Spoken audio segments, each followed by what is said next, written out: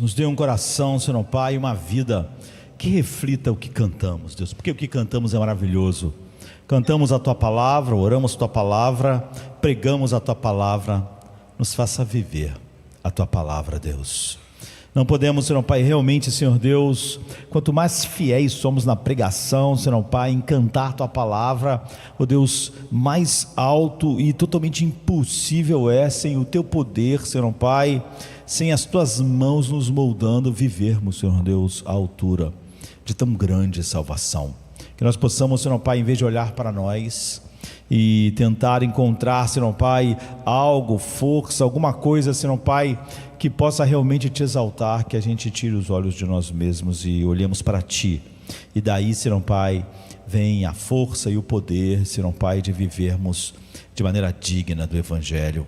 Que essa manhã, Senhor Pai, nós sejamos sondados pela Tua Palavra, que hoje à noite, Senhor Pai, ao tomarmos juntos, Senhor Deus, da Santa Ceia, possamos realmente, Senhor Deus, ver em nós, Senhor Pai, essa comunhão frutífera do Teu Filho, na qual o Espírito, Senhor Pai, produz todos os seus frutos, e que nós, Senhor Pai, não desperdicemos, Senhor Deus, nada dessa riqueza. É o que Te pedimos em nome de Jesus, amém. Em Mateus 6:9, é um texto tão conhecido, não é? Pai nosso que estás nos céus, santificado seja o Teu nome. Talvez nós não pensemos tanto o quão isso é central e como isso resume tudo, não só sobre oração, mas sobre a vida. Onde tudo começa?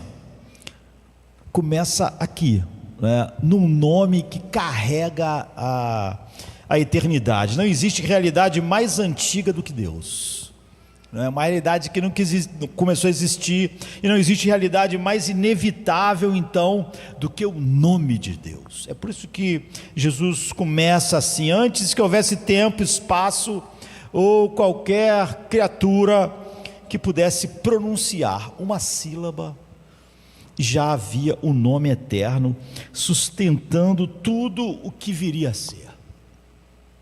Esse nome é o princípio de tudo. Esse nome não foi inventado, nem atribuído a Deus, como é o nosso nome, que foi inventado pelos nossos pais e atribuído a nós quando nós viemos à existência. O nome de Deus não é um rótulo externo a ser visto, ele é o próprio reflexo verbal de quem Ele é em plenitude, glória e verdade. Quando falamos no nome do Senhor, santificado seja o Seu nome, não estamos falando apenas de uma identificação, como costumamos a pensar em nossos nomes. Estamos falando da revelação. O nome de Deus é a Sua face voltada para nós, voltada para toda a criação, e por isso que as Escrituras tratam o nome do Senhor com tanta reverência. Santificado seja o Teu nome.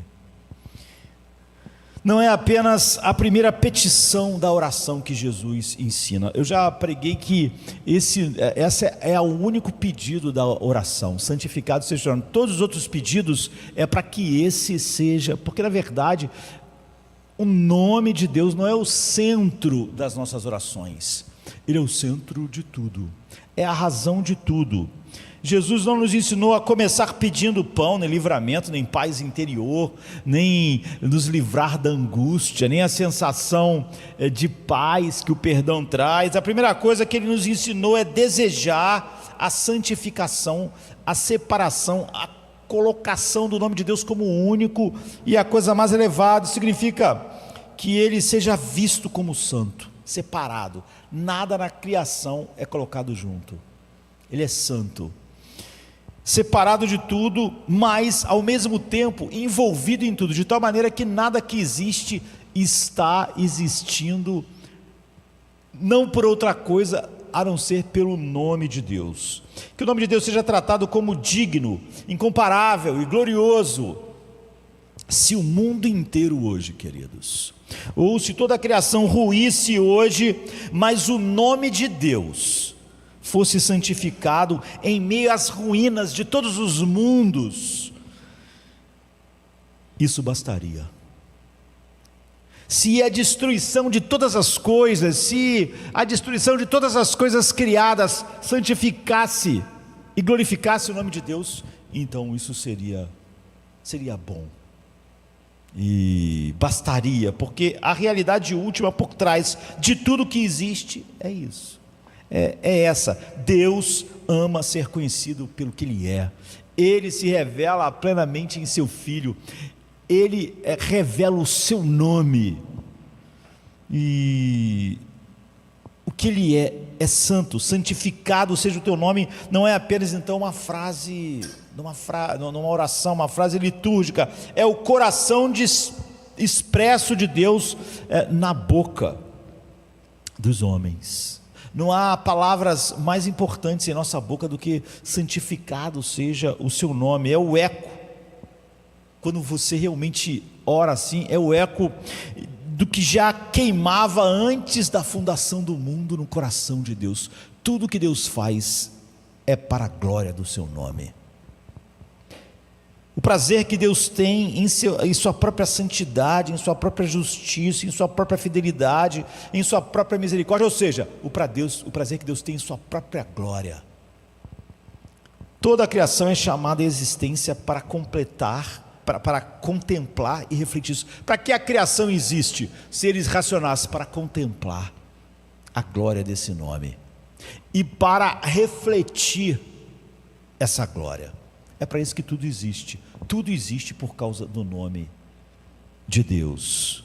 O pecado é, antes de qualquer ato imoral, uma rebelião contra o nome de Deus.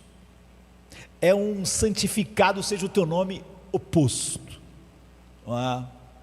É a atitude oposta de santificar ou glorificar o nome de Deus. E é por isso que a redenção do mundo precisa começar não com a reparação das nossas feridas, dos nossos problemas, dos nossos sofrimentos, mas com a restauração da glória de Deus aos olhos das nações, dos mundos.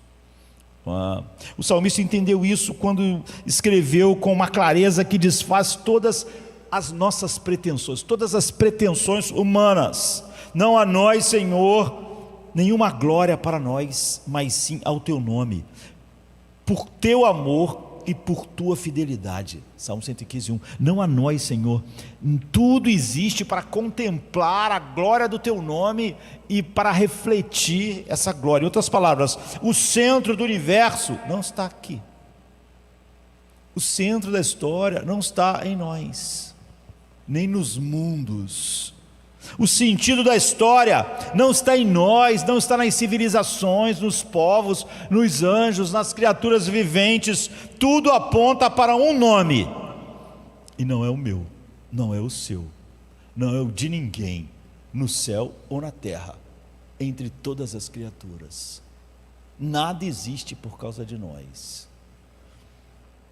E é justamente esse deslocamento que liberta. Nós somos quando somos tirados do centro e colocados como testemunhas da glória, testemunhas da beleza desse nome, pessoas que santificam esse nome, e que realmente importa é isso. E aí é que começamos a viver como fomos criados para viver. Enquanto o nome de Deus não for tudo para você ou para mim, não estamos vivendo como fomos criados para viver.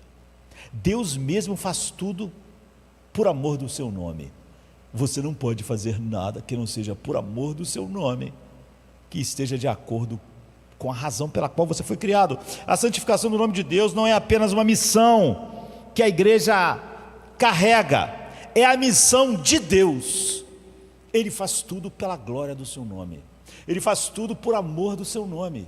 Então você vê, não é que essa é a missão da igreja, é a missão do coração de Deus.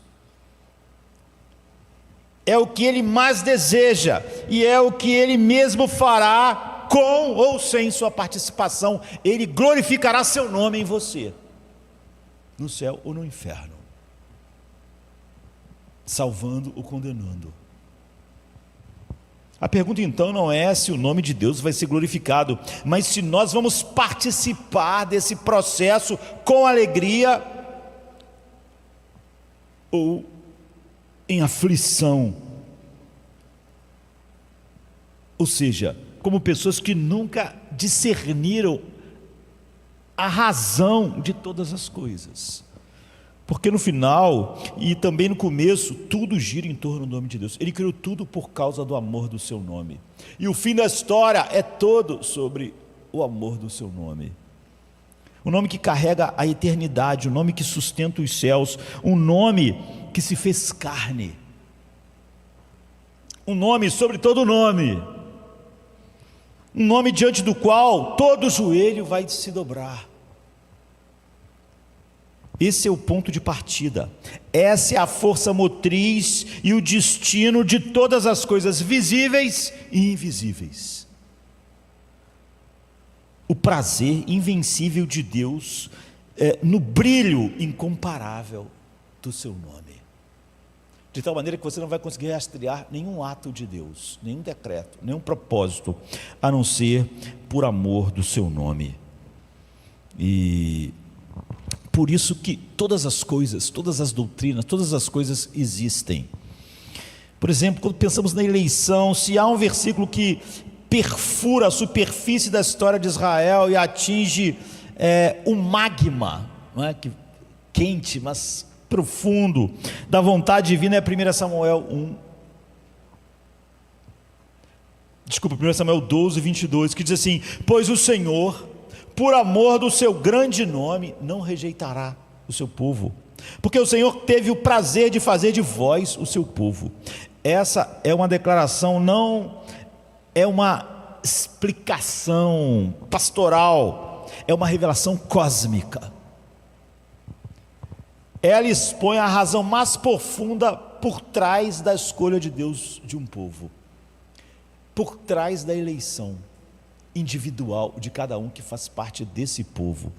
Deus amou o seu próprio nome e Ele mostraria a glória do seu nome. Essa é a razão de Deus por trás da eleição, por trás de todas as coisas. E por amar o seu nome, Ele quis amar um povo que levasse o seu nome, e no qual Ele mostrasse a glória do seu nome. Deus escolheu Israel, Deus escolheu a igreja, Deus escolheu individualmente os eleitos, não porque viu algo de desejável neles, mas porque viu em si mesmo algo infinitamente desejável, e Ele decidiu mostrar isso, e é por isso que Ele elege um povo. Ele não elege um povo como objetivo em si no povo. O objetivo de Deus é mostrar a glória do seu nome. Isso é importante. Esse versículo não nos permite romantizar a eleição como se ela fosse o prêmio da obediência, ou mesmo algo no eleito que fez Deus se mover. Israel havia acabado de rejeitar o governo direto de Deus e disse: nós não queremos que Deus reine sobre nós, nós queremos um rei como as outras nações. Eles pediram um rei. O pedido foi, nas palavras do próprio Senhor, um ato de rejeição contra Ele. 1 Samuel 8, 7. E mesmo assim, Samuel diz: Deus não vai rejeitar vocês. Vocês o desprezaram hoje. Ele só não vai rejeitar vocês por causa do nome dele, não é por causa de vocês, porque Ele teve prazer em fazer de vocês seu povo só para mostrar a glória do seu nome, e a rebeldia de vocês não vai quebrar a vontade e a centralidade de Deus de manifestar a glória do seu nome. É só por causa do amor ao nome dele que Ele não vai destruir vocês. A eleição, portanto, não é uma resposta à grandeza do homem, às maravilhas que precisam ser preservadas, ou à miséria do homem. Qualquer coisa fora de Deus que fizesse ele eleger está contrário ao ensino bíblico. Ele elege segundo o beneplácito da sua vontade. Não pode ser. Muitas pessoas pensam: a eleição é porque Deus viu a miséria, então Ele quis salvar alguns para mostrar. Não. Se a miséria, se o horror do homem fizesse Deus escolher o homem para salvar, então foi um motivo fora de Deus que impulsionou a eleição. Não é uma resposta, nem a grandeza do homem, é um reflexo divino de associar o seu prazer, de glorificar o seu nome, salvando um povo.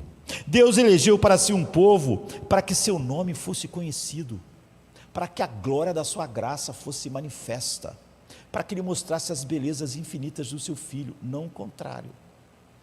A eleição, antes de ser relacional, ela é missional, no sentido de que Deus está mostrando algo dele mesmo, centrado em algo nele mesmo. Ela é teocêntrica, antes de ser antropocêntrica. Não há nada na eleição que seja antropocêntrica, nem por causa do que o homem fez, nem por causa do que, da miséria, ou de qualquer coisa assim, que movesse Deus. Israel não era o ponto final, você, eleito de Deus, não é o ponto final, não é o meio pelo qual o nome do Senhor será santificado entre as nações. Há coisas no seu nome que só são mostradas e exaltadas por salvar pessoas miseráveis como nós. Não tem nada a ver conosco diretamente. Por isso, em Deuteronômio 7, 8, Moisés esclarece a motivação da escolha. O Senhor não se afeiçoou a vocês, nem os escolheu por serem numerosos, mais numerosos do que os outros povos, pois vocês eram o menor de todos eles, mas foi porque o Senhor os amou e por causa do juramento que fez aos seus antepassados. Em outras palavras, a eleição não nasce da projeção humana, mas da promessa divina, centrada em si mesmo. Deus é fiel primeiro e antes de tudo a si mesmo, a glória do seu nome, a exaltação, a santificação do seu nome. A eleição é a manifestação visível do compromisso de Deus com a glória invisível do seu nome. Como ele mostra a glória invisível do seu nome? Através, por exemplo, de eleger um povo para salvar. Essa lógica escapa à maioria das compreensões superficiais da graça. Muitas pessoas falam muito sobre a graça é totalmente centrada em Deus, não é centrada no homem, mas sempre de alguma maneira conectam o que Deus faz ao homem. Porque a graça, para ser verdadeiramente graça, precisa ser injustificável à luz de qualquer merecimento humano ou de qualquer coisa a partir do homem. Se você falar, Deus teve tanta pena da dor do homem que então resolveu salvar, então foi algo no homem que moveu Deus. A graça precisa ser algo injustificável do ponto de vista humano.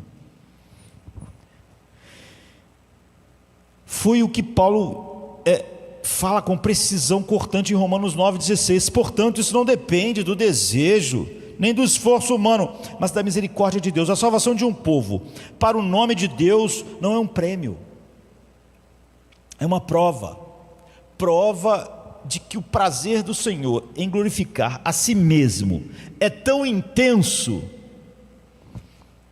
que ele se associa a pecadores sobre eles para fazer algo que vai magnificar o seu nome.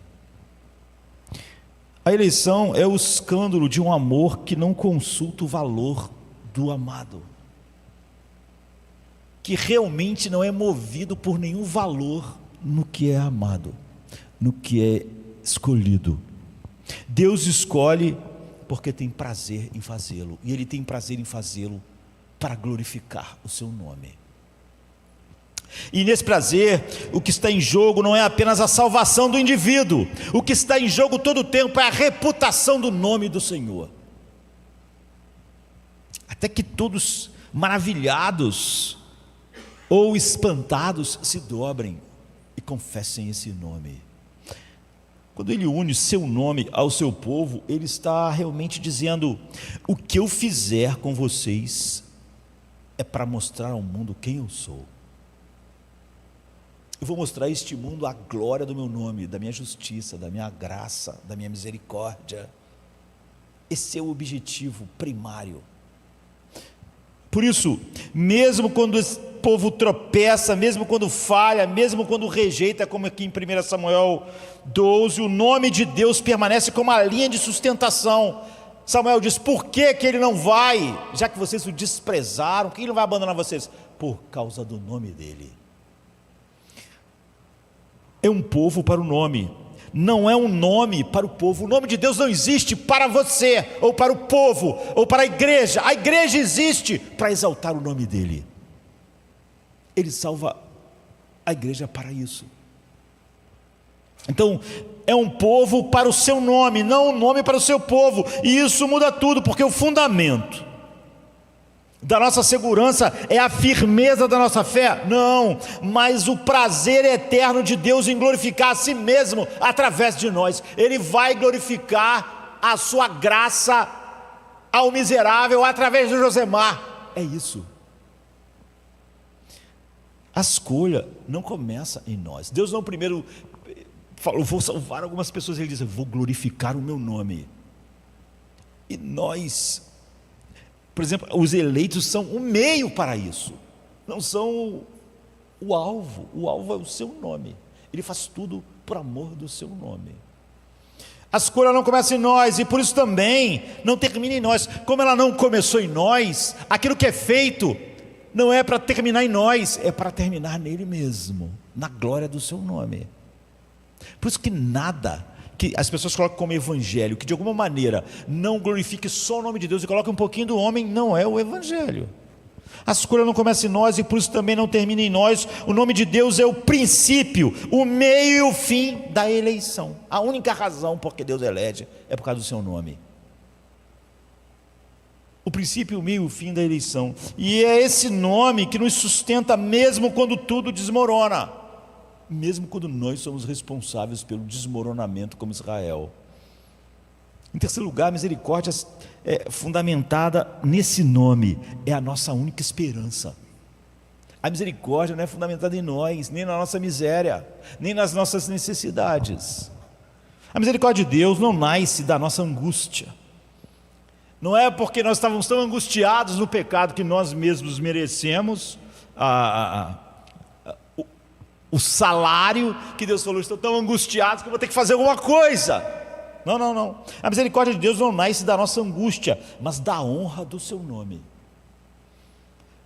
Não é a intensidade do nosso arrependimento que convence Deus a fazer algo e perdoar, mas é a intensidade do prazer que Ele tem em ser conhecido como um Deus compassivo, um Deus misericordioso. Eu vou mostrar a glória da minha graça. É para mostrar a beleza de Cristo. E por isso que quando Deus salva o pior, Ele só está querendo mostrar que o pecado, quando ele se mostra no seu pior, uma gota do sangue de Cristo é mais valioso do que todos esses pecados. Ele está mostrando o valor infinito do seu nome, do seu ser. Essa é uma verdade que desarma o orgulho, mas também conforta o desesperado, né? Porque também é a lógica que sustenta toda a reconciliação divina ao longo da história. Como vimos em Israel e em nós, o povo de Israel tinha cometido esse erro grave. Em 1 Samuel 8, eles rejeitaram a liderança direta de Deus e pediram um rei humano para serem como as outras nações. Você pode pensar assim: como é que eles puderam fazer isso? Como puderam preferir um rei humano do que Deus? Eu acho que esse é o problema da igreja hoje. Por que as pessoas não conseguem ter paz com Deus no seu quarto, mas se o irmão, se um pastor orar, ele tem mais paz? Está vendo? Nós temos dificuldade em confiar num Deus invisível, e nos sentimos muito mais seguros se alguém invisível, um homem, estiver lá. Era isso que eles estavam dizendo. A gente não vê o rei, a gente não vê. As outras nações vão lá, falam com o rei, encostam no rei, contam para o rei. A gente tem que orar, mas a gente não vê Deus. 1 Samuel, então, eles rejeitaram a liderança direta de Deus e pediram um rei humano para ser. Porque o pedido, embora pragmático, pelo menos eu posso falar cara a cara com o rei. Com Deus eu falo com a fé. Exatamente não depender de olhos, de coisas que nossos sentidos tocam, isso não era suficiente para eles. O pedido, embora pragmático, era profundamente teológico. Eles queriam um mediador visível, no lugar de confiar num Deus invisível. Não é esse a maioria dos problemas? Me sinto tão só, não tão assim, porque tal, por quê? Porque nós achamos que precisamos de uma ajuda visível, e não conseguimos descansar no invisível. Esse que é o problema deles. Eles querem um rei que eles olhem para a cara do rei, façam os seus pedidos.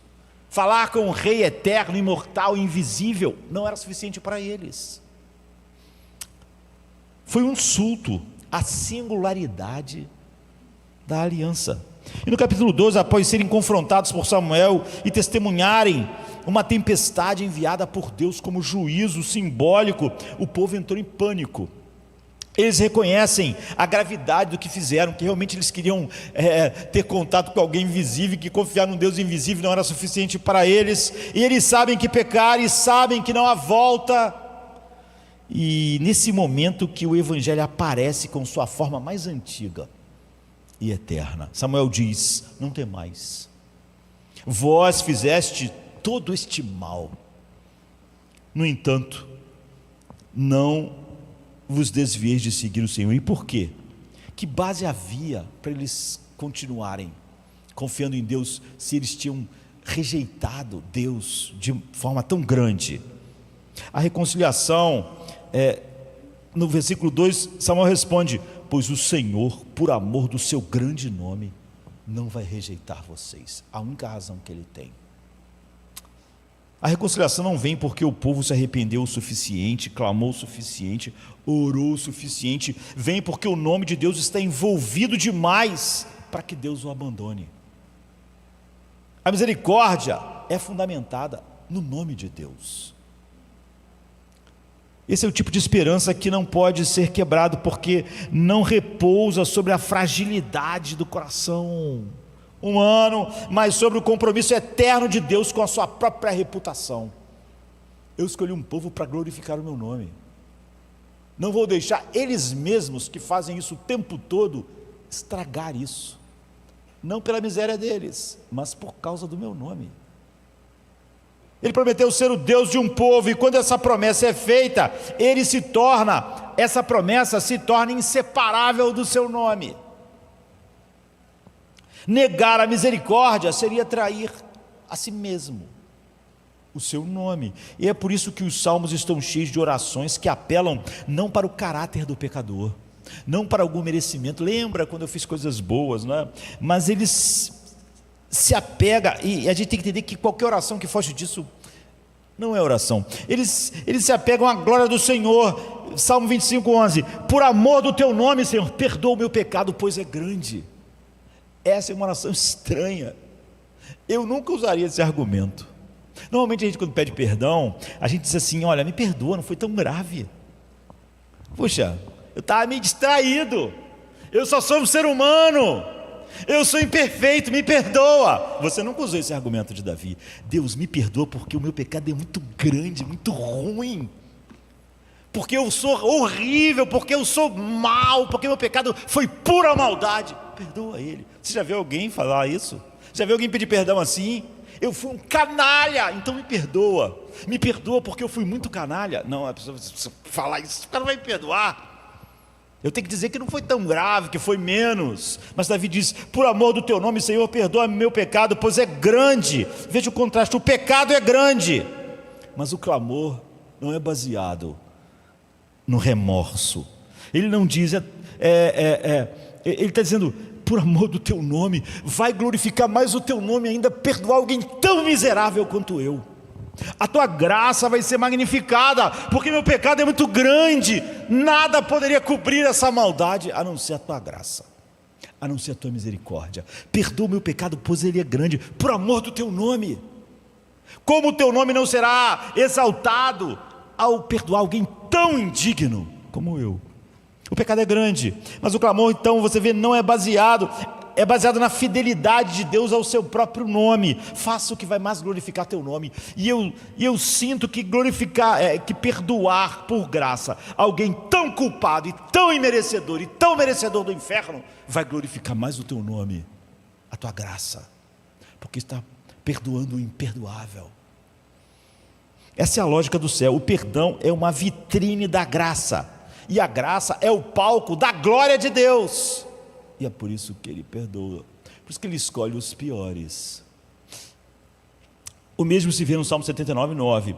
Ajuda-nos, ó Deus da nossa salvação, pela glória do teu nome. Não nos ajuda porque nós somos valiosos, não nos ajuda porque nós nos arrependemos, não nos ajuda porque nós estamos prometendo que vamos melhorar, nos ajuda pela glória do teu nome.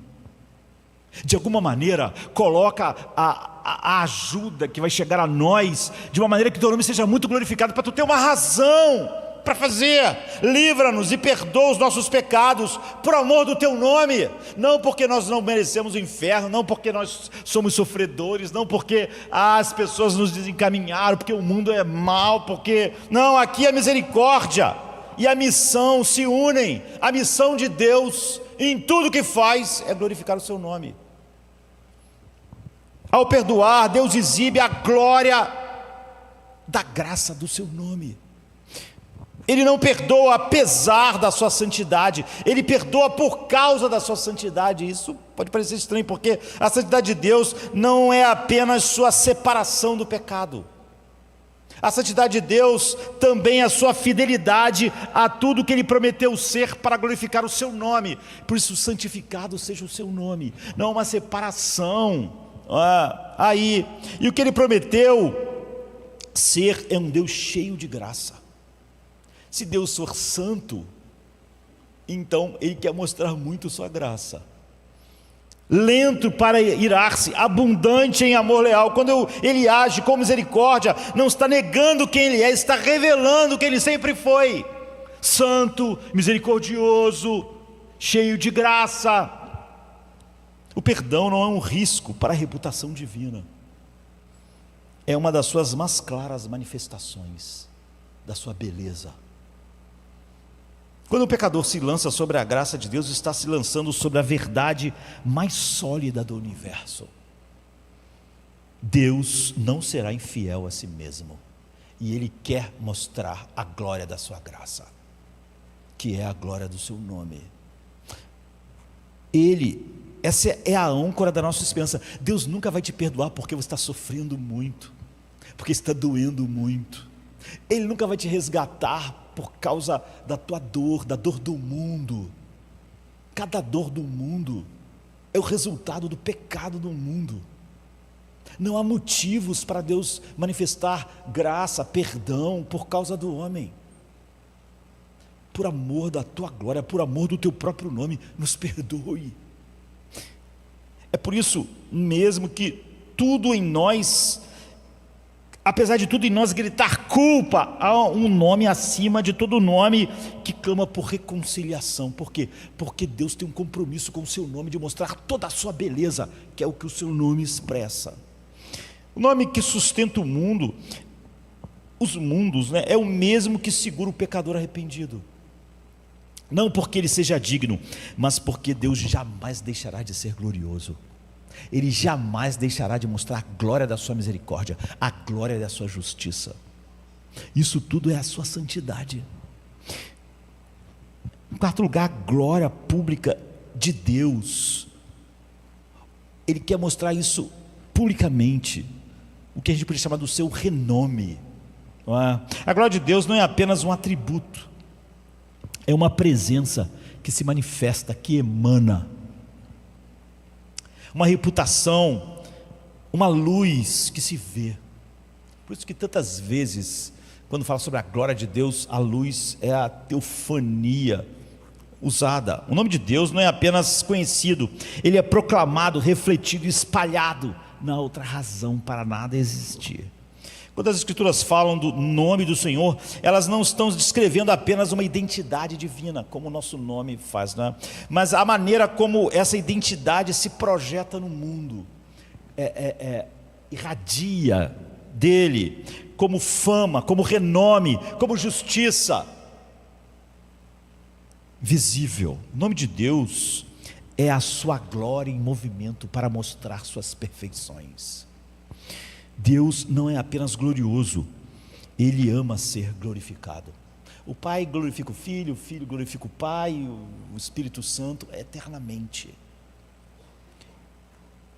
E há um abismo de sentido entre essas duas afirmações. Ele não guarda a sua glória como quem coleciona um tesouro, que bota lá num cofre escondido. Ele a compartilha, ele a torna pública, os céus manifestam sua glória. E todo o seu plano eterno é aquilo que mais manifestaria a sua glória em seu Filho. Ou seja, Deus torna a sua glória pública. Essa é a razão de todas as coisas. Ele deseja ser conhecido, admirado, temido, louvado, porque ao mesmo tempo isso é a glória devida ao seu nome e a maior alegria da criatura. Porque se deleitar nele é a maior dádiva que a criatura pode experimentar. Porque se deleitar um no outro é o que a Trindade faz eternamente. Não porque ele precise de validação, mas porque não há nada mais verdadeiro, mais justo e que seja a razão de todas as coisas que não seja a própria glória de Deus. Se ele colocasse qualquer coisa acima disso, ele não seria mais um Deus justo. O louvor ao nome de Deus é a única reação proporcional à sua grandeza. Qualquer coisa a não ser a glória ao seu nome, toda a glória ao seu nome, não é proporcional à grandeza de Deus. E é por isso que Deus escolhe um povo. A eleição de Israel não foi apenas um gesto de amor. A eleição da igreja, de cada eleito individualmente, não é apenas um gesto de amor, é uma estratégia de glória. Deus está usando os meios mais perfeitos que sua mente perfeita sabe que mais glorificará o seu nome. Essa é a razão última.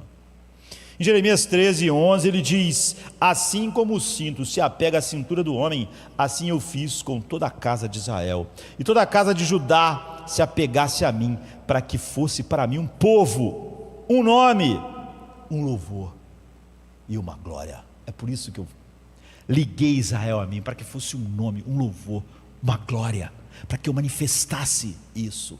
Essa é a razão. A razão não é Israel. Deus estava vestindo Israel como uma peça de roupa, ligando a ele, não para esconder algo, mas para mostrar quem ele é. A vida daquele povo seria a vitrine do caráter de Deus diante das nações. A vida dos eleitos é o vitrine do caráter de Deus, onde Deus vai mostrar belezas imensas do seu nome, para que ele seja glorificado. Israel então, ou a igreja, ou você individualmente como eleito, é uma propaganda viva da santidade divina, do santificado seja o seu nome. Não há nenhuma outra razão. Você vê que a razão nenhuma está em você ou em Israel. Isaías 43:21 aprofunda essa vocação: o povo que formei para mim proclamará o meu louvor. Essa é a missão existencial do povo de Deus. Você só existe para proclamar o louvor de Deus. Tudo que você faz, pensa, que é em relação a você mesmo, está fora da razão. Louvar não é uma atividade do culto, é uma identidade. Ser o povo de Deus é santificar seu nome em tudo. E onde ele não está sendo santificado, eu estou exatamente sendo o oposto do que devo ser. É ser moldado para exibir algo que não nasceu em nós, que não é nós, mas que foi confiado a nós. Eu te confiei o meu nome lá, naquele banco onde você trabalha. Confiei o meu nome naquela casa onde você está casado com aquela mulher, com aquele homem, onde eu te dei filhos. Eu decidi colocar meu nome ligado a isso. Glorifique o meu nome. O louvor é a forma que a existência assume quando Deus está no centro. A missão, portanto, não é algo que a igreja faz, a igreja é.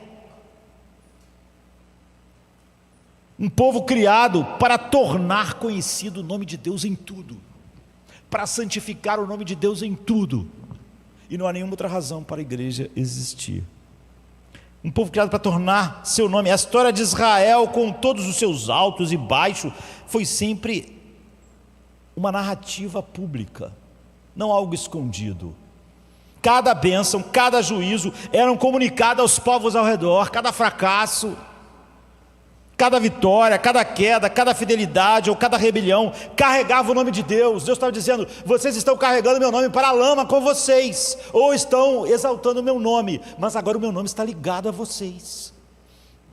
Quando Israel vencia, o nome do Senhor era temido. Quando Israel caía, o nome de Deus era questionado, e eles eram responsáveis. Essa é a razão pela qual Deus agia com tanta intensidade para preservar o valor do seu nome diante dos olhos do mundo, e não por causa de Israel, e não por causa da igreja, e não por causa de você. O povo de Deus era para as nações uma exposição externa do valor infinito do nome de Deus. E aqui está essa virada radical. Essa mesma missão foi transferida à igreja. 1 Pedro 2,9 diz por que nós somos a igreja de Cristo. Qual é a razão de Deus nos tirar do império das trevas? Nossa miséria? Nosso sofrimento? Nosso destino eterno? Não. Pedro diz assim: vocês são a geração eleita, são um sacerdócio real, nação santa, povo exclusivo de Deus. Para quê? Para anunciar as grandezas daquele que vos chamou das trevas para a luz. Ele chamou vocês das trevas para a luz para mostrar a glória do seu nome. Não há outra razão. Não foi por causa de vocês, não foi por causa da situação de vocês, do sentimento de vocês, do desespero de vocês. Foi para anunciar as grandezas da sua glória entre as nações, entre os mundos.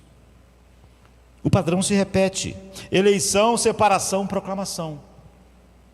A glória de Deus sendo refletida por um povo que não merecia o que recebe, mas que foi chamado para carregar e mostrar esta glória. A missão, portanto, não é a extensão natural da glória de Deus, a extensão natural de Deus querer manifestar a glória do seu nome. Essa é a nossa missão, porque a nossa missão é a extensão da missão de Deus. Quando evangelizamos, não estamos apenas tentando convencer as pessoas a mudar de religião ou ir para o céu. Não é essa a motivação primária pela qual pregamos o evangelho. Estamos participando da disseminação da reputação do nome glorioso de Deus. Estamos santificando o nome dele, estamos mostrando que isso é a razão de todas as coisas. Essa é a razão. Cada conversão é uma nova voz no coral da criação, no reflexo da luz original da glória do nome de Deus. Então, a missão de cada um de nós e da igreja não são, em última instância, sobre a necessidade humana de ser salva, por exemplo. São sobre o desejo divino de mostrar sua glória, de tirar homens do império das trevas para manifestar a glória do seu nome. Ele nos tirou do império das trevas para proclamarmos o desejo de Deus de ser glorificado em cada tribo, língua e nação. É que faz nós termos que pregar o evangelho para todas as tribos e nações. Não são as tribos e nações, não são que todos os povos, tribos, nações merecem ouvir o evangelho. É porque Deus deve ser glorificado em todas as raças, línguas e nações. Essa é a razão da missão da igreja. Por que se tem uma tribo que nunca ouviu o evangelho durante a história, e hoje o povo diz que nós temos que ir lá, eles têm que ouvir? Por quê? Porque aquela tribo também merece o evangelho? Não, porque Deus também merece ser glorificado naquela tribo, em todas as tribos, todas as nações, todas as culturas. Não é que as culturas merecem algo, é que Deus merece ser glorificado em todas as culturas, línguas, tribos e nações. Quando entendemos isso, a missão nossa de cada dia e da igreja em geral deixa de ser um dever pesado e se torna uma resposta apaixonada. Eu prego, não porque tenho que chamar todas as pessoas, todas as nações. Eu prego porque Deus merece ser glorificado em todas as nações, em todas as tribos. É que aquela pessoa que eu estou falando, Deus é digno de ter o louvor dela. Não é que ela é digna de alguma coisa. Afinal, se Deus ama o seu nome e com tanto zelo, e se Ele nos chamou para carregá-lo, o que poderia ser mais glorioso do que tornar esse nome conhecido em todas as nações? O mundo está faminto por sentido, e o nome de Deus é a única resposta que carrega o peso suficiente para sustentar a eternidade de cada alma. Pense no Êxodo. O Êxodo não foi apenas uma libertação.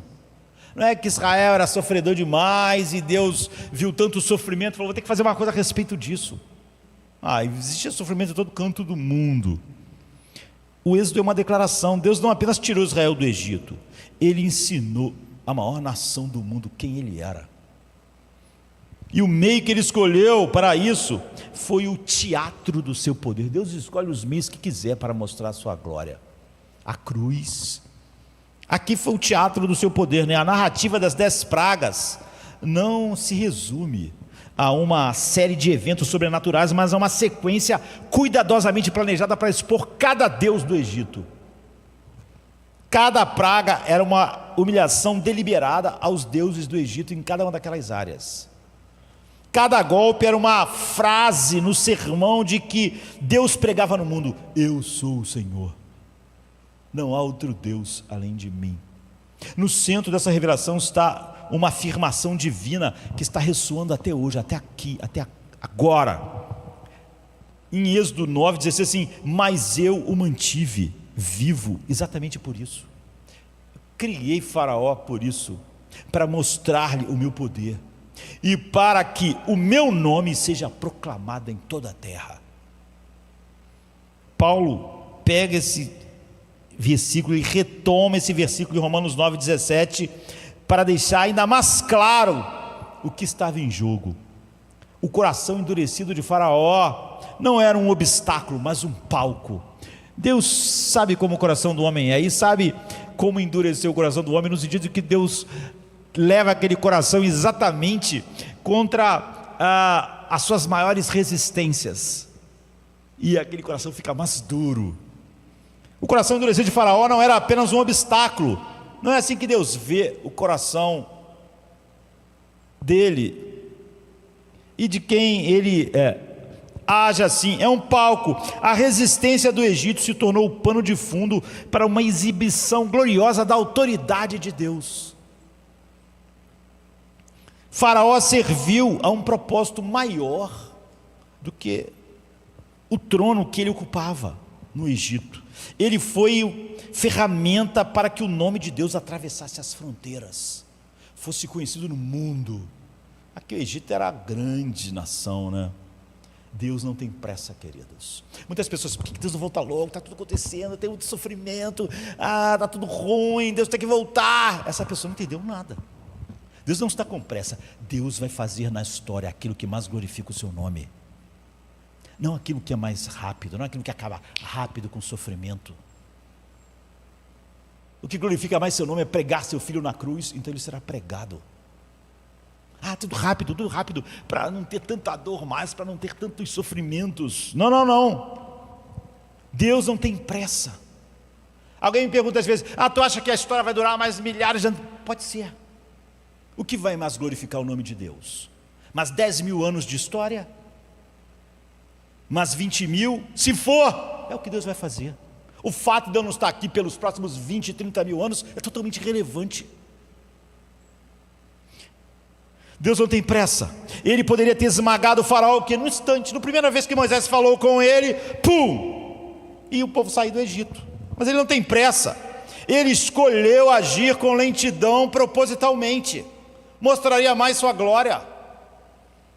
Como quem segura cada cena de uma peça para que você não perca nenhum detalhe. A peça podia ter 5 minutos de explicar a história toda, mas ele vai ser assim, assim, assim, ele vai morrer e depois eles vão ficar juntos para sempre. Pronto, acabou, a história é essa. Não, mas isso não tem graça.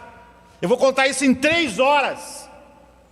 Eu vou botar todo o drama, vou fazer isso ser grande.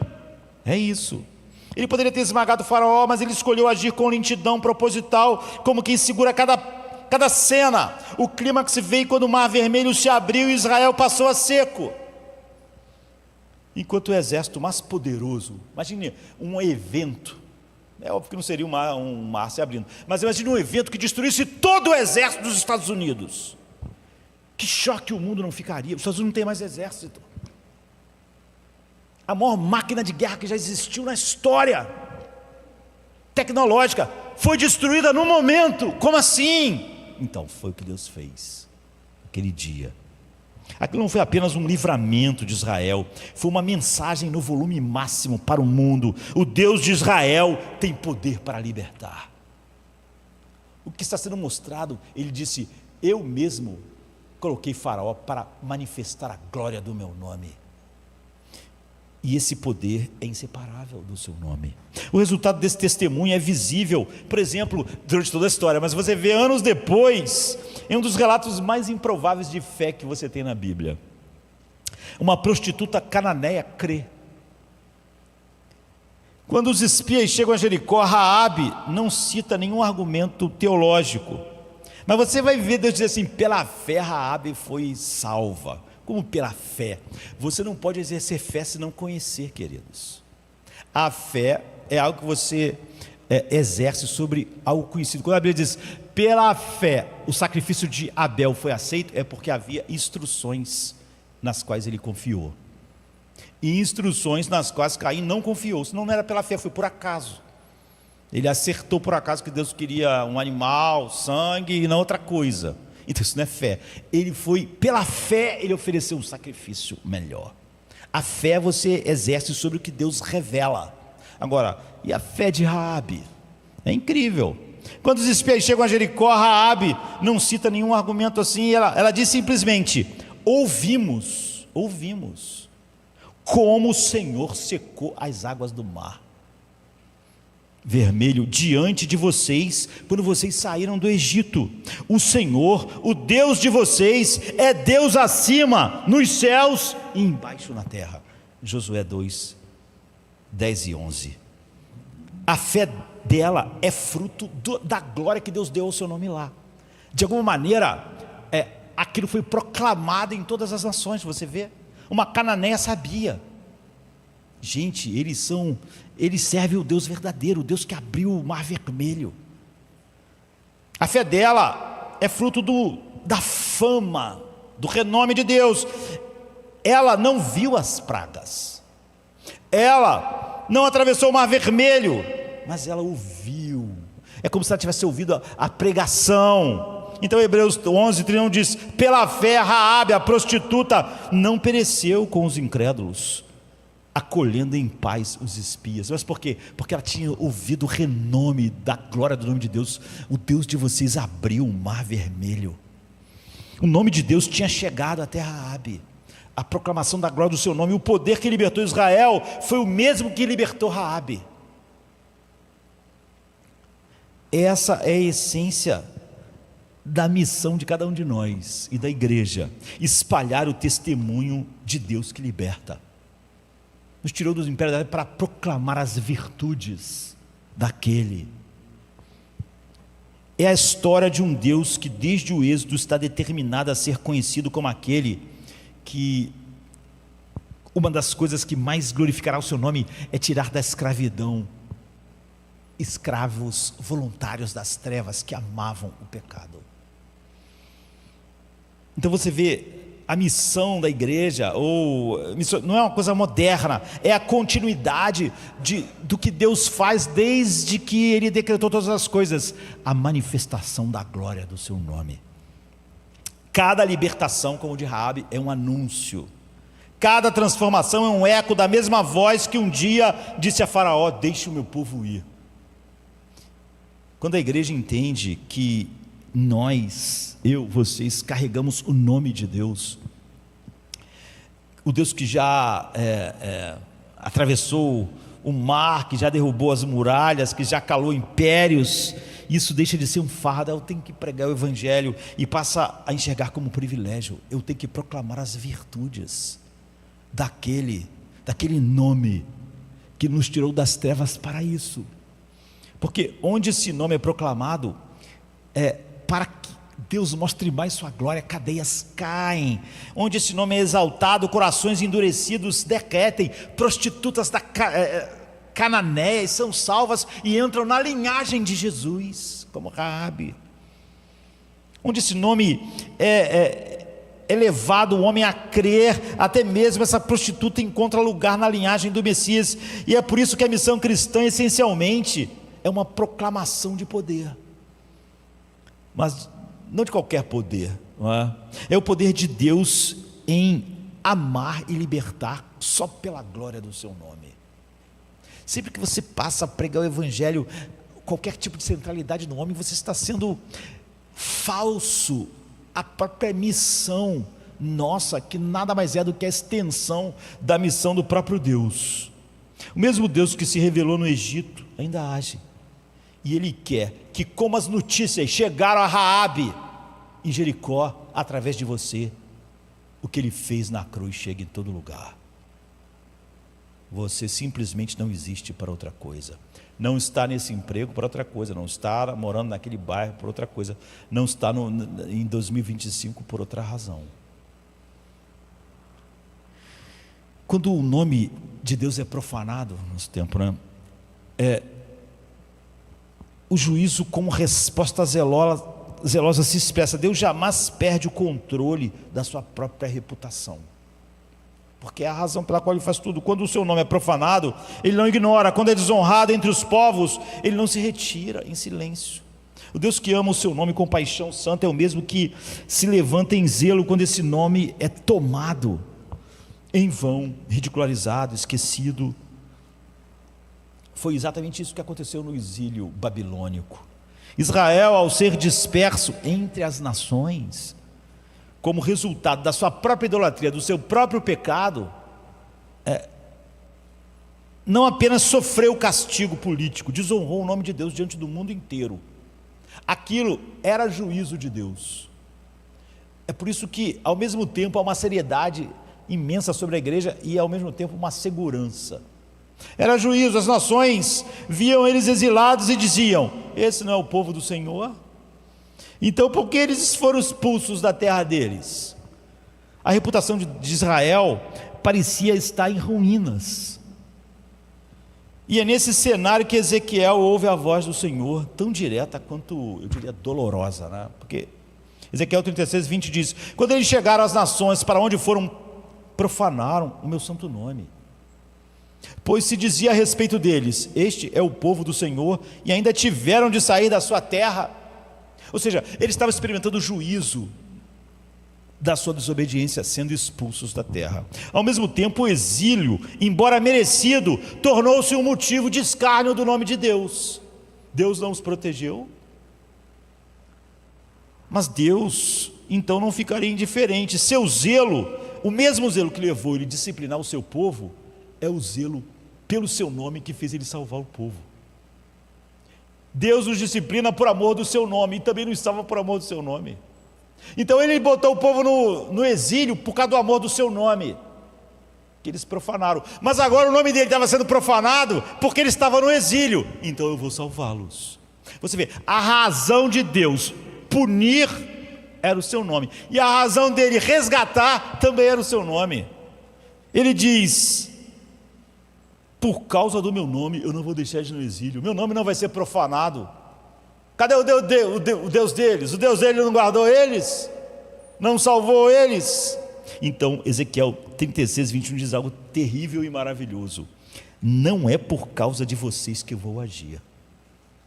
Eu vou tirar vocês do exílio, que vocês merecem, porque profanaram o meu nome. Mas eu não vou agir livrando vocês por causa de vocês, eu vou livrar vocês por causa do meu nome, que está sendo profanado porque vocês estão no exílio. Eu não vou deixar meu nome ser profanado para sempre. Assim, Aqui está o coração do juízo e da restauração. O fato de Deus fazer tudo por amor do seu nome é que leva ele a disciplinar seu povo, e a razão pela qual faz ele reerguer seu povo é a mesma coisa, o amor do seu nome. Levei vocês para o exílio porque vocês profanaram o meu nome, mas agora vocês no exílio, as nações estão profanando o meu nome porque vocês estão aí, então por causa do meu nome eu vou tirar vocês do exílio. A mesma razão, o juízo, portanto, não anula a fidelidade divina, o juízo revela: eu estou punindo por causa do meu nome, e eu vou salvar por causa do meu nome. Eu só faço coisas por amor do meu nome. Deus, então, decreta que seu povo sofra o peso das suas próprias escolhas, mas não permite que eles sejam destruídos. Ele permite que eles desfrutem dos resultados do seu pecado por amor do seu nome, mas ele não vai deixar eles serem destruídos por amor do seu nome. A restauração virá, não porque o povo mudou, não porque o povo no futuro seria diferente. Nós sabemos que Israel não será diferente, nós sabemos que Israel ainda vai continuar, mas porque Deus permanece o mesmo. Eu não vou profanar o meu nome. Essa é a força de Isaías 48:11, onde Deus fala como quem segura as rédeas da história com as próprias mãos. Por amor do meu nome eu adio a minha ira. Eu adio a minha ira para mostrar a glória da minha paciência. Por amor do meu louvor eu arrefreio para ti, a fim de que eu não te extermine. Eu só não te extermino por causa do meu nome. Por amor de mim eu faço isso. Como meu nome seria profanado, não darei a outra a minha glória. Se eu exterminasse vocês como vocês merecem, meu nome seria profanado. Se eu não tivesse disciplinado vocês, meu nome seria profanado. Então eu disciplinei vocês, mas não vou destruir vocês por amor do meu nome. O amor do nome dele é a razão tanto da disciplina quanto da salvação. Isso é uma das declarações mais contundentes sobre a motivação divina em toda a Escritura. O perdão não vem porque Deus desistiu de julgar, ou porque há algum valor em parte da humanidade para ser eleita e salva, mas porque Ele se recusa a deixar que a sua glória seja manchada para sempre. E uma das glórias que Ele quer manifestar é a glória da sua graça. Ele refreia a sua ira porque se comprometeu consigo mesmo a ser conhecido como um Deus justo, mas também um Deus compassivo, um Deus fiel, um Deus cheio de misericórdia. Então, para glorificar o seu nome, ele terá que mostrar todas essas coisas. Como o nome dele seria profanado? Não é por causa de Israel, é por causa de Deus. E é por isso que a esperança, até mesmo no vale do cativeiro, quando as pessoas olharam para Israel na Babilônia, a pessoa acabou, não tem mais jeito. Tem jeito. Por quê? Por causa do meu nome. Eu vou tirá-los de lá. E é por isso que há uma esperança para você. Não por causa de você, mas por causa do nome dele. É por isso que a esperança, mesmo no vale do cativeiro, do desespero, o juízo então é apenas entre aqueles que ele chama, é apenas o intervalo entre a profanação e a vindicação. Deus limpa o nome que o seu povo sujou, ele disciplina o seu povo, mas ele o faz de maneira mais surpreendente. Ele restaura o seu povo por amor do seu nome, pela mesma razão que ele disciplina. O que deveria ser descartado é, em vez disso, purificado. O que deveria ser rejeitado para sempre é reerguido. Por quê? Porque o nome do Senhor será santificado entre as nações. Eles não vão profanar meu nome por causa de vocês, porque vocês merecem ser destruídos. Mas se eu destruísse vocês, meu nome seria profanado. Se eu não punisse vocês, meu nome seria profanado. Ele decidiu fazer isso por meio de um povo que nunca mereceu carregar o nome de Deus. Sabe por que você vai ser salvo? Se você é um eleito de Deus, Deus ligou o seu nome a você. Se Ele não te salva, o nome dele seria profanado. Essa é a única razão. Porque a graça de Deus tem tanta paciência. Porque às vezes nós somos cristãos há 30 anos e não mudamos muito, não é? não honramos o nome dele. Então colhemos como o mundo os desesperos, os medos. Então por que Deus não nos deixa perecer com o mundo? Porque também Ele não vai deixar o nome dele ser profanado, já que Ele ligou o seu nome àquele. Como Ele ligaria o nome dele a alguém que depois estaria perdido para sempre? O nome dele teria sido profanado. Essa é a razão da perseverança dos santos. Essa é a teologia do zelo, um Deus que não compartilha a sua glória com ninguém. Um Deus que não deixará seu nome ser profanado e nem sinônimo de fracasso. Tentei salvar alguém e não consegui. Pus o meu nome sobre ele e ele não foi salvo. Não. E por que tanta aflição e às vezes disciplina? Por causa do meu nome, porque ele não está glorificando o meu nome. Eu só salvei ele para glorificar o meu nome, para anunciar as grandezas do meu nome. E por que então não deixa ele? Por causa do meu nome. Um Deus que julga com firmeza e restaura com compaixão, porque no fim, o que está em jogo não é o destino de Israel, nem é o destino da igreja, nem é o destino meu ou seu, mas a reputação do próprio nome de Deus. E ele nunca falha em ser glorioso.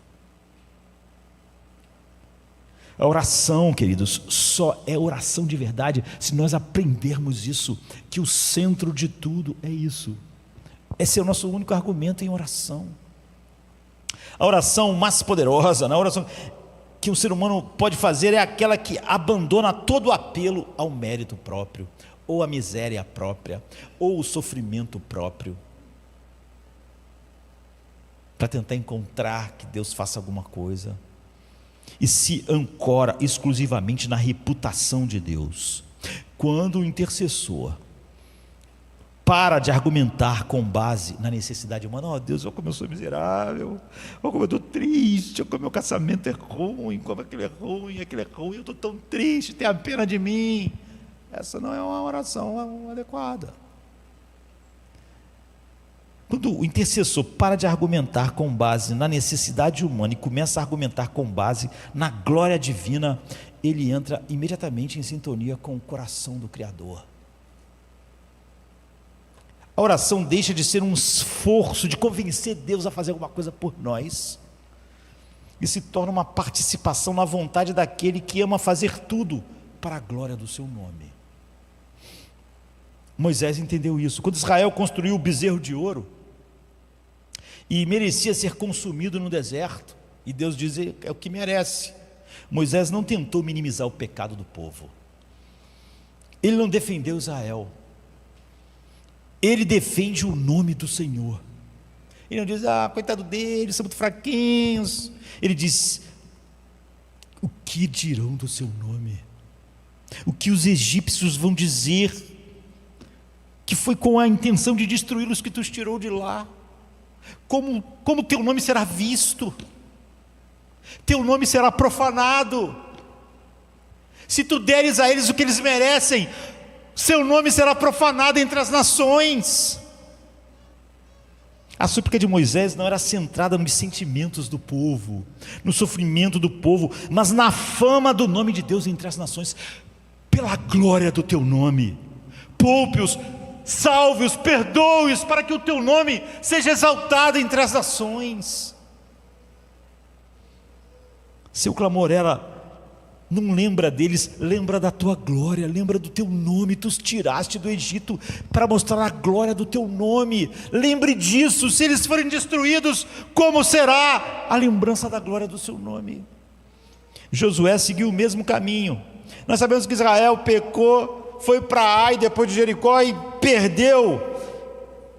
Josué caiu com o rosto em terra e orou com uma precisão desconcertante. Ele não falou, o que farás de Israel? O que farás das mulheres, das crianças, do povo? Josué orou assim em Josué 7,9, o que farás pelo teu grande nome?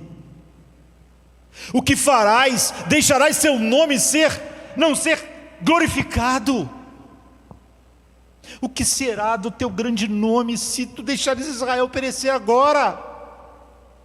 Tu começaste a salvá-lo, se tu não salvares até o fim, como o seu nome estará. Tu precisas, Deus, fazer alguma coisa pelo seu nome, por amor do seu nome. Josué não se esconde atrás de desculpas, mostrando que Israel no fundo era bom. Não tenta maquiar a vergonha do povo, ele vai direto ao ponto. Deus, a reputação do seu nome está em jogo. Não é sobre um povo ser destruído ou não, é sobre o seu nome. Se Israel for esmagado, o teu nome vai ser escarnecido. Tu os tiraste do Egito, tu falaste que levaria eles até a terra. E é isso que Josué apresentou como argumento. Não o sofrimento de Israel, as mulheres, as crianças, as pessoas. Era o teu nome, Deus. Ele sabe que acima de tudo Deus age para santificar o seu próprio nome. Jesus só nos ensina a orar, santificar o seu nome, porque isso é entrar em harmonia perfeita com Deus. Deus faz tudo para santificar o seu nome.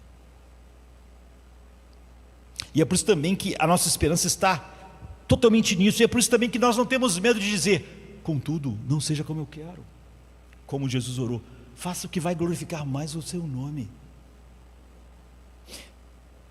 E é por isso que a esperança, depois da queda, Daniel no cativeiro babilônico levou essa compreensão, eu diria, às alturas.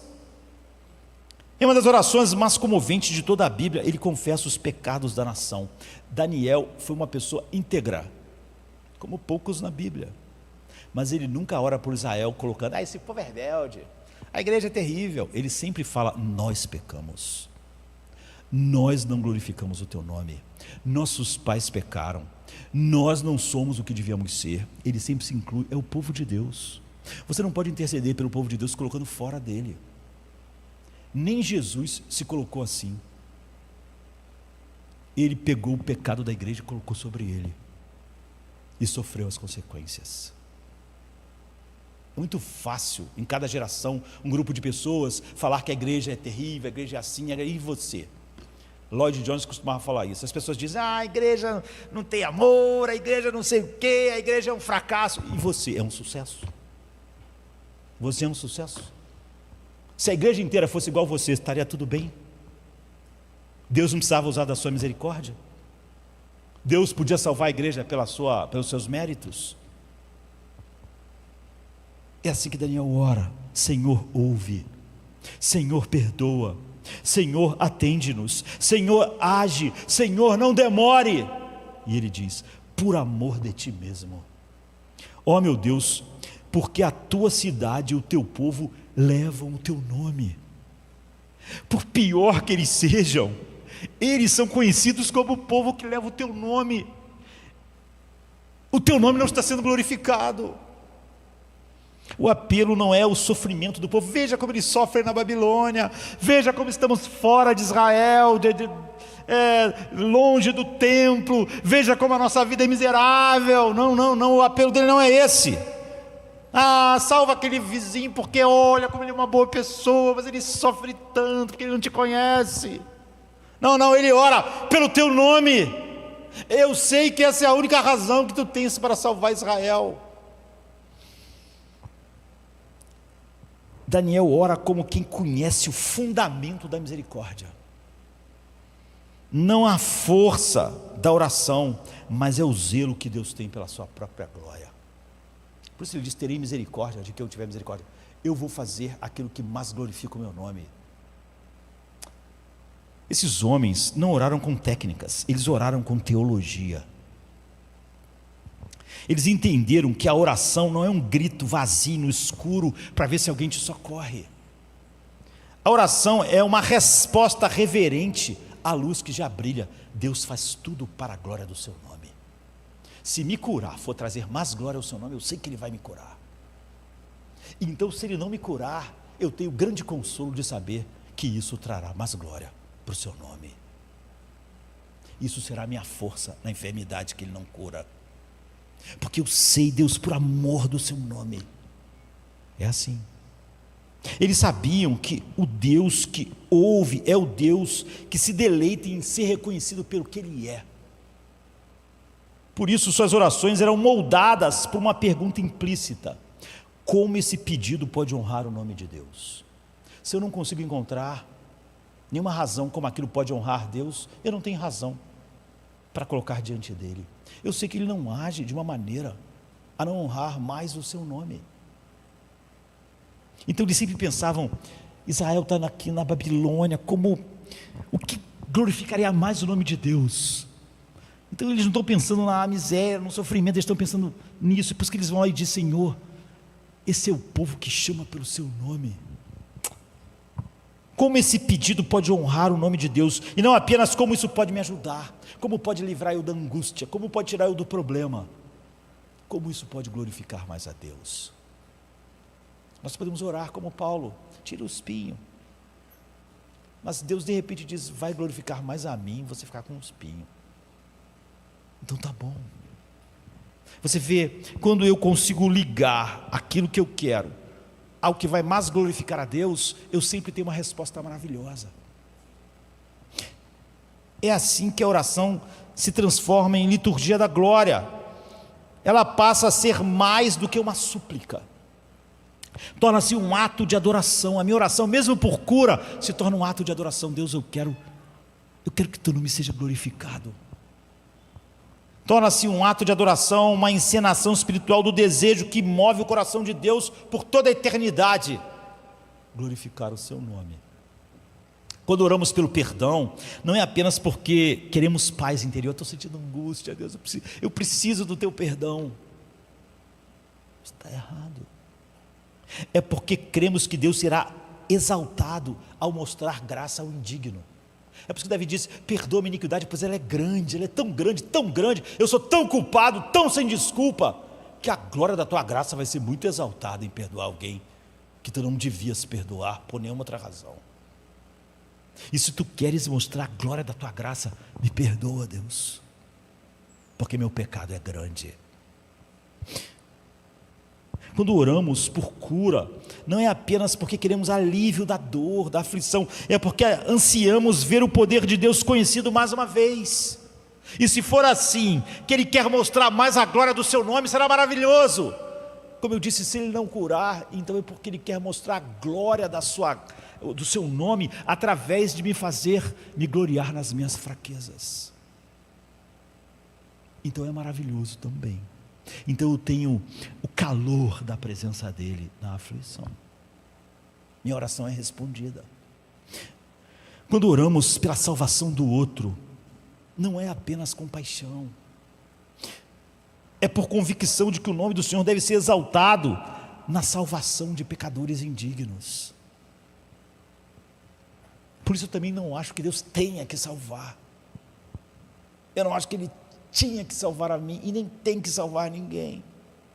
Se fosse simplesmente pela miséria, então todo mundo tinha que ser salvo, porque todo mundo é miserável. Se fosse o sofrimento, então se fosse essa a razão, então todo mundo precisa, porque todo mundo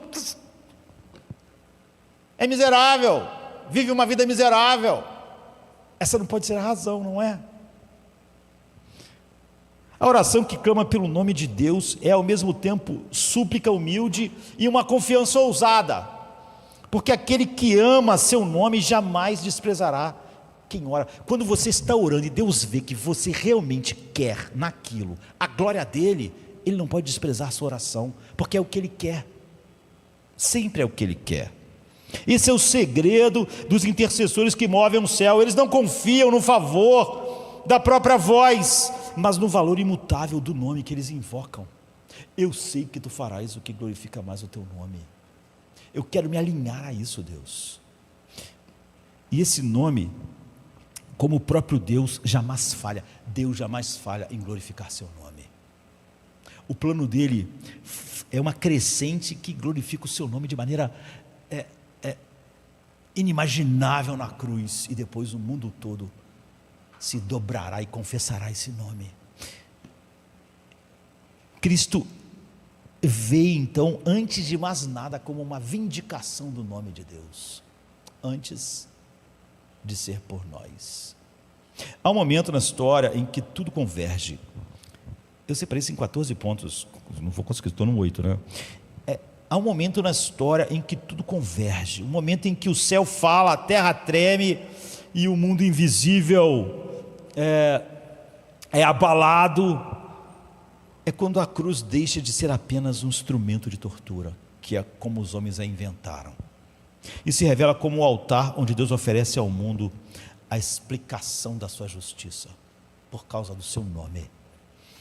Não há ato mais escandaloso que o perdão de pecadores. Nós achamos muito simples Deus perdoar, mas é um escândalo o Deus santo, justo, perdoar alguém como eu e você. Não é o que nós merecemos, não é justo nos perdoar. Do ponto de vista da justiça, é uma injustiça perdoar a nós. Não há nenhuma base na lei e na justiça pela qual devíamos ser perdoados. Então o perdão de pecados é um escândalo, na terra, no céu, no inferno, e não há lugar mais sagrado onde esse escândalo tenha sido justificado do que no Gólgota. Na cruz, Deus está fazendo justiça ao seu nome. Na véspera da sua morte, Jesus se volta ao Pai e ora, e ele diz assim: Pai, glorifica o teu nome. É estranho, não é? Ele está indo morrer, ele pede: Deus, salva as pessoas, mas ele diz: Pai, glorifica o teu nome, chegou a hora, faz teu nome grande, mostra a tua glória. Por quê? Do céu vem uma resposta que é mais, porque Deus Pai responde: eu já o glorifiquei e o glorificarei novamente. João 12, 28. Não se trata de um clamor místico, quer dizer, a oração de Jesus não é uma coisa genérica, glorifica o seu nome, não estamos pensando muito naquilo. É uma oração para que a morte, a sua morte eminente, a morte de Jesus, seja entendida como aquilo que ela realmente é, de maneira primeira, não algo sobre nós. A glorificação suprema do nome de Deus. Chegou a hora, Pai, glorifica o teu nome. A cruz não é apenas a salvação do homem, queridos, é a vindicação de Deus, é o momento em que sua justiça, sua santidade, sua fidelidade, sua misericórdia se entrelaçam em harmonia.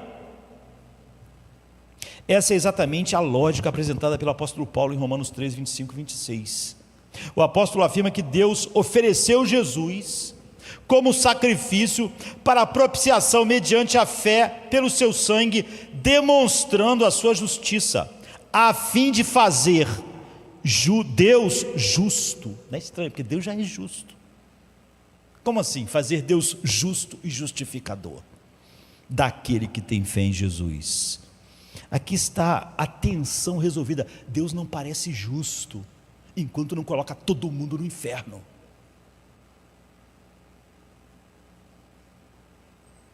Como Deus vai ser justificado? Como vai justificar o fato de Deus dar 30 décadas aos homens, de pecados aos bilhões saindo da vida dessas pessoas, desonrarem o seu nome? E como Ele pode, como um Deus perfeitamente justo, pode perdoar pecadores, sem comprometer sua reputação, sem não manchar o seu santo nome? Deus só faz coisas para glorificar o seu nome. Então, Ele derramou o seu sangue para fazer de Deus justo e justificado. Não está falando de nós, está falando de Deus. Como pode absolver os culpados e ainda assim continuar digno de ser chamado de santo? A resposta é a única, é a cruz. Como eu disse, Deus faz tudo para a glória do seu nome. Na cruz, Deus não apenas salva, Ele se mostra digno de salvar. Ele não se mostra justificador, Ele se mostra justo. Cada gota de sangue de Cristo é uma defesa pública da fidelidade de Deus. Eu sempre vou punir o pecado. É inacreditável que cristãos tenham dúvidas sobre o inferno. Por que Deus derramaria a sua ira infinita no seu Filho? Se Ele tivesse que ter compaixão de alguém, no sentido de não derramar a sua justiça, a única pessoa que seria digna disso era Jesus. Se quando Ele viu o pecado em Jesus, Ele puniu, por que Ele não vai punir num homem? Cada gemido de Cristo é uma resposta às acusações implícitas da injustiça por parte de todo o universo. porque desde os tempos antigos, Deus vinha perdoando pecados, Deus vinha sendo paciente. Todas essas coisas não apontavam para a justiça de Deus. Deus era paciente demais com os pecadores, e alguns, como Noé, etc, etc, etc, ele perdoava. O mundo podia perguntar: esse Deus é realmente justo? Os principados e potestades podiam perguntar: esse Deus é justo? A cruz responde: ele é. Mas não às custas da verdade, não às custas da glória. A cruz é o tribunal onde Deus julga o pecado e salva o pecador, sem contradizer a glória da santidade do seu nome. A cruz, antes de mais nada, mostra a Deus como justo. É onde ele mostra que amar a sua glória e amar alguém que ele salva não está em contradição, que ele só salva por causa da sua glória. Não são desejos concorrentes, mas desejos complementares. O Evangelho, então, não é apenas boas notícias para quem está longe de Deus como nós, que pelo sangue chegamos próximo. É uma boa notícia de que Deus continua sendo quem Ele sempre disse que era.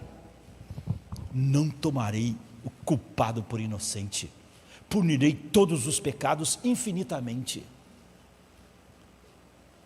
Ao crermos em Cristo, ao sermos levados pelo Espírito a isso, não estamos apenas aceitando um Salvador, estamos reconhecendo um Deus justo. Estamos reconhecendo a nossa culpa infinita e como Ele não podia lidar com isso, deixando para lá os nossos pecados. Por isso que sem as doutrinas da graça, perdemos a cruz, porque começamos a achar que Deus salvou o mundo por causa de um sentimentalismo. Por isso Paulo pode dizer que ao crermos estamos participando de uma justificação que serve à glória do nome de Deus. O Evangelho não é apenas a maneira de Deus nos alcançar, é a maneira de Deus se apresentar como absolutamente digno de confiança. O que Ele diz Ele vai punir todos os pecados? Vai. Ele vai mostrar a glória da sua misericórdia? Vai. A cruz não é o momento em que Deus relativizou a justiça por amor. É o momento em que Deus radicalizou e disse: a minha justiça é tão grande, tão perfeita, que eu vou derramar a minha ira sobre o meu filho amado. A minha justiça vai ser honrada, mais do que se eu derramasse a ira sobre todos os homens, quando as pessoas verem que mesmo se os pecados forem colocados sobre o objeto do meu amor infinito, eu derramo a minha ira. Não há nada, não há nenhum pecado que eu possa ver sem a reação proporcional a ele. É um momento em que Deus radicalizou sua justiça e mesmo assim pôde salvar homens como nós. É por isso que a centralidade da cruz é inseparável do prazer de Deus em seu nome, porque na cruz Ele exaltou seu nome de uma maneira inimaginável, para o céu, para o inferno. E é por isso que a centralidade da cruz é inseparável assim. Seu nome, o nome de Deus estivesse em jogo, a cruz é inevitável.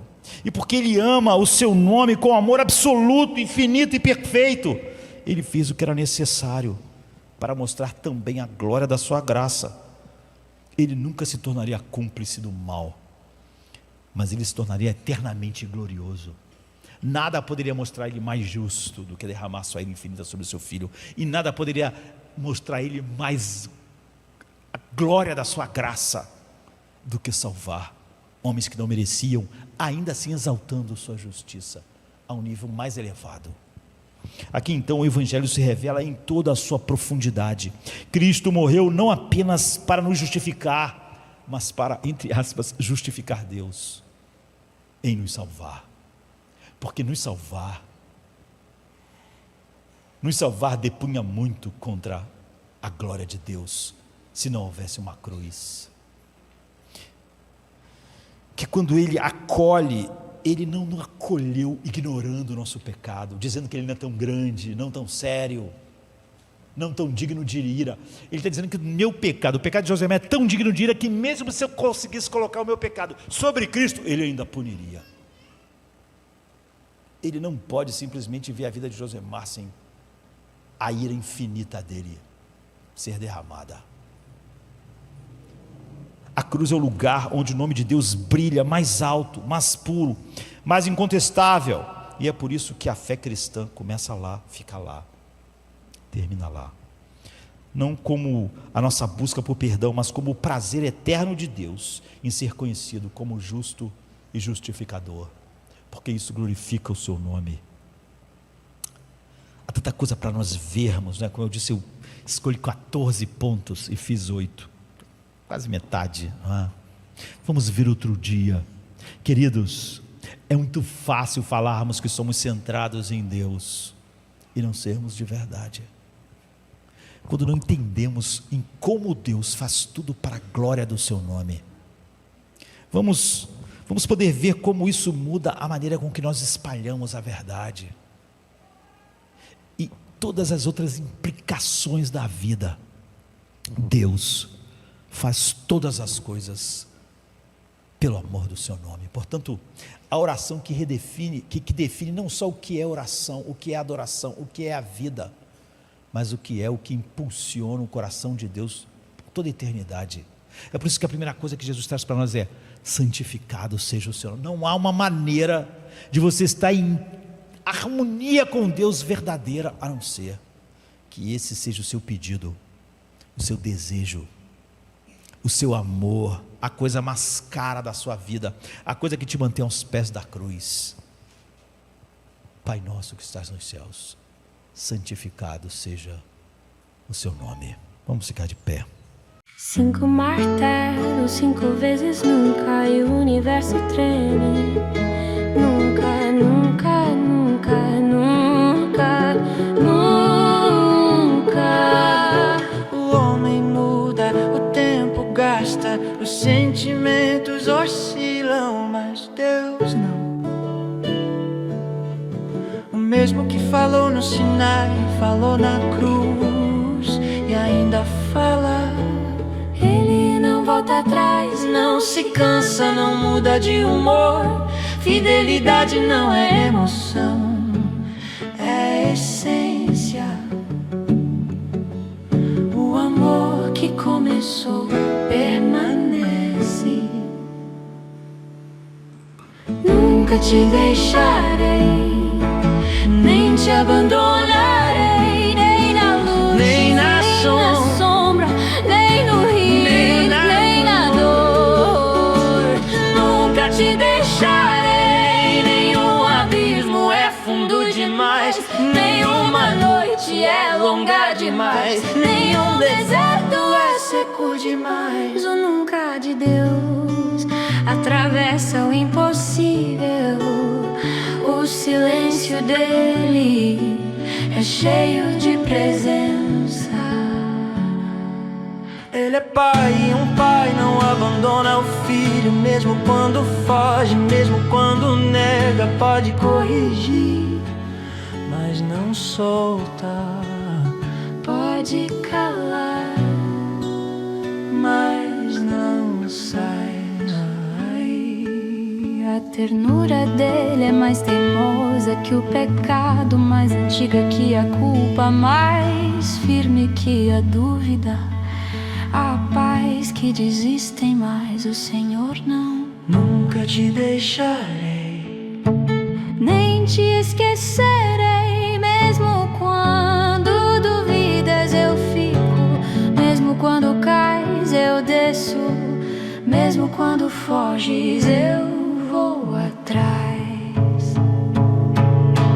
Cristo é marido da alma, não há divórcio no Calvário. O amor tem cravos, não cláusulas, tem feridas, não condições, tem eternidade, não prazo. O corpo não vive sem a cabeça e sem se ele te deixasse, deixaria a si mesmo. É impossível, o sangue que o sustenta corre em ti. Ele não abandona, porque é fiel. Sua glória está em jogo, sua honra prende a promessa. Ele termina o que começa, o oleiro não larga o vaso até que brilhe. Às vezes parece que se foi o céu em silêncio, a oração perdida, mas o jardineiro trabalha no escuro, regando o invisível, fazendo nascer o que não se vê. Nunca te deixarei, nem no vale, nem na cova, nem no fogo. Nunca te deixarei, mesmo quando tudo cai, eu fico de pé contigo. Deus é Emanuel, Deus conosco. Sua presença é o próprio nome. Sua ausência é impossível. Ele é onipresente em amor. Ele não te deixa no pecado, te persegue com graça, não te abandona no medo, te abraça em promessa, não te rejeita na queda, te levanta com feridas, a graça tem pés e vem atrás de ti.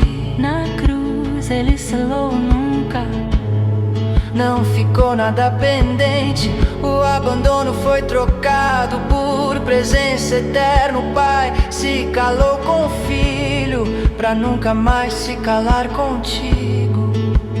Nunca te deixarei, nem na morte, nem na vida,